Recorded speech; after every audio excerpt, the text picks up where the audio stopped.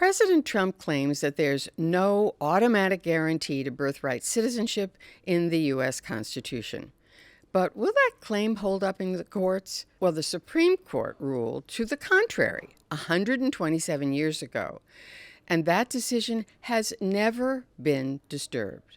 The 14th Amendment Citizenship Clause guarantees citizenship to babies born in the United States, regardless of their parents' citizenship, immigration status, or nationality. It was enacted after the Civil War to ensure that formerly enslaved people were deemed to be citizens.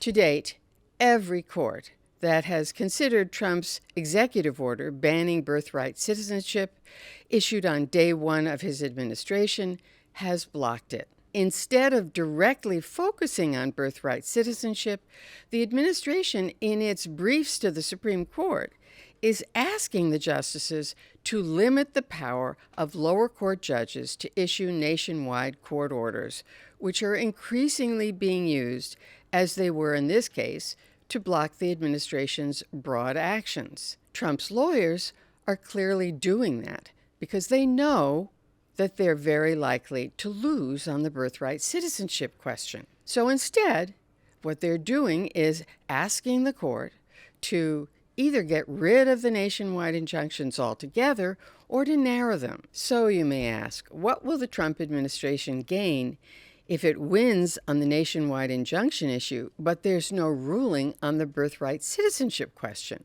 Well, in their briefs, Trump's lawyers say they could at least begin planning to put into effect the Trump policy against birthright citizenship. That, for instance, might entail looking at Social Security data to examine who might be deported despite the fact that they were born in the United States.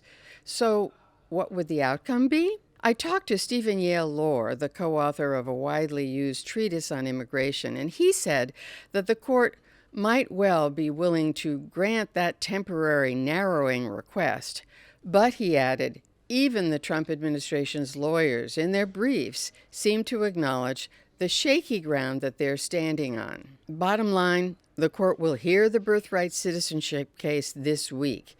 And if you're listening, you should watch to see if most of the questions are focused on birthright citizenship or on universal injunctions. That will tell you a lot.